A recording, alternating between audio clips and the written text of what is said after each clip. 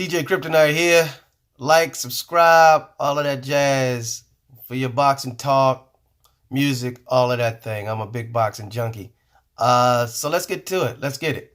I just got wind of what Deontay Wilder said about the excuse that he made. He made an excuse about his about the suit he wore into the ring was 45 pounds and it weakened his knees, weakened his legs. That's pretty interesting. I thought it was pretty interesting. I was a little bit confused by that. Did he not try the suit on? Did he not test it? I know he has pencil legs, but we can't make excuses about this fight. He didn't come to fight. That's obvious. I think it's some other things playing on this. I believe he's going to exercise the rematch clause. It sounds like he will to make this a trilogy, which it'll sell because Tyson Fury has followers, international followers, so it'll sell. Deontay Wilder, he's pretty much a household name now in the U.S., so it should sell tickets. I don't know if we really want to see it, given the outcome of the second one. The first one, great fight, action-packed. The boxer carried the fight, and the puncher did what he was supposed to do. He put him on the mat a couple of times and placed the decision in the hands of the judges, which I think the judges got it right. But in this second fight, don't make excuses, sir. I think what happens is, when fighters get too large or too big, I think money dictates things. And in this particular case, I don't think Wilder gave max effort. It's come out that his eardrum wasn't busted. It was a laceration on his ear that caused the profuse bleeding. So I'm not exactly sure if I buy the whole equilibrium thing. Yeah, you got hit on the side of the head. Yeah, I get it. But that doesn't account for you backing up for the entire fight. Since the start of the first round, you backed up and allowed Tyson Fury to punish you with a barrage of punches over and over again. And you're the bully. Deontay Wilder being the bully, you're backing up. All of a sudden, you're scared of this guy that you put on the mat twice.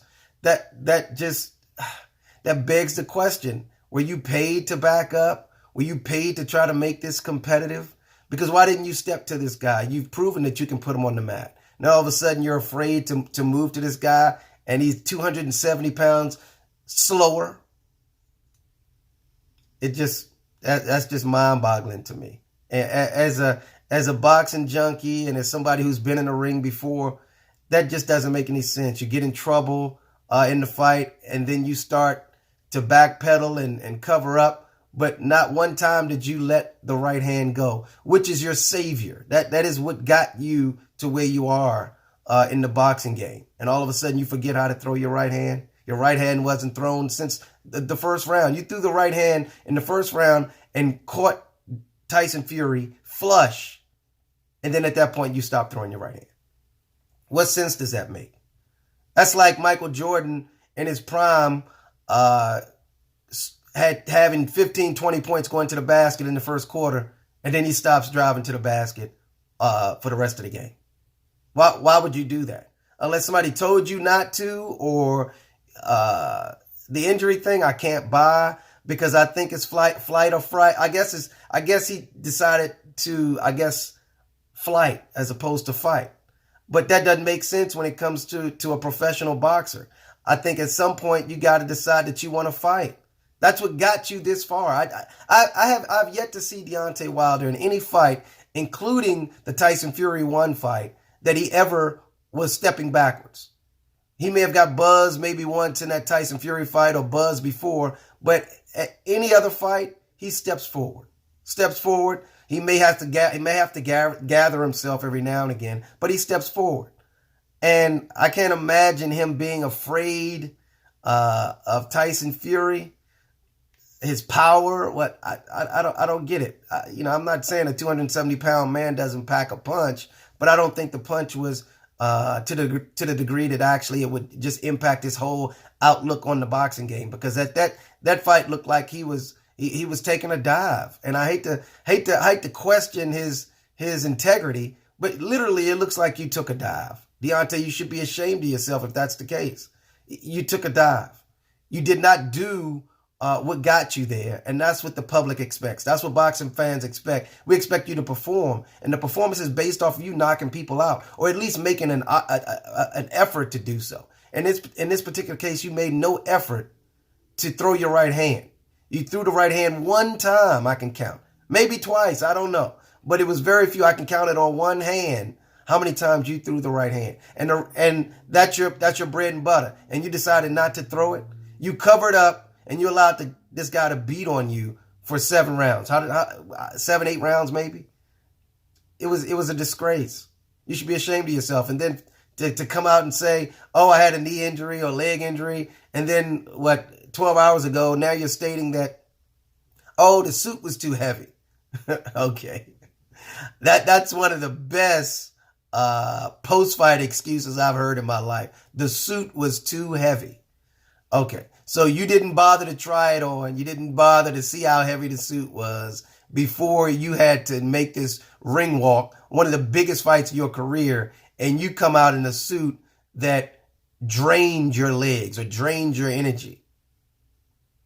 Come on, Deontay. Come on, man. Come on, man. If you took a dive, if you sold out for more money to make a trilogy, just say that. I'm sure you won't, but that's what it looked like. It looked like you weren't there. It looked like you allowed this guy to beat on you, and here we are.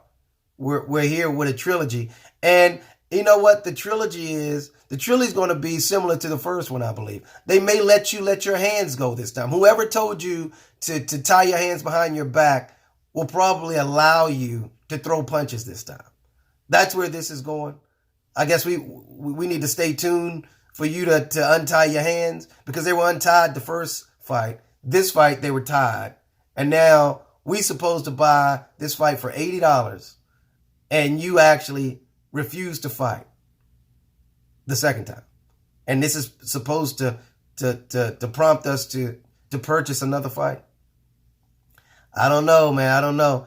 Maybe the boxing game has a lot of confidence in fans that will continue to buy garbage fights, because that second fight was a garbage fight. That fight, it wouldn't actually, if I didn't see the first fight, this second fight would not prompt me to purchase another go at this Tyson Fury Deontay Wilder fight. It wouldn't make me jump out there to order it again based off of this last fight. It was a waste. It was a waste. He looked like an amateur. Not to say that Deontay has any skills. He's a boxer. He's a puncher, not a boxer. He started late in the game. We all know the story. But at some point, you have to do what got you there. And you did not do that. You should be ashamed of yourself if you took a dive. And it didn't pass the eye test for me. It didn't pass the eye test for me. Something was off with the fight. Either the whole leg thing is a joke. I don't buy that. Either you took a dive or you overtrained. Give me something that I can hold on to that has some validity to it. But to say that the suit wore you down, I don't believe that. Anyway, all right, folks, that's all I got on this one. Like I said, like the video, subscribe, and we'll talk soon. Have a great day. Let's get it.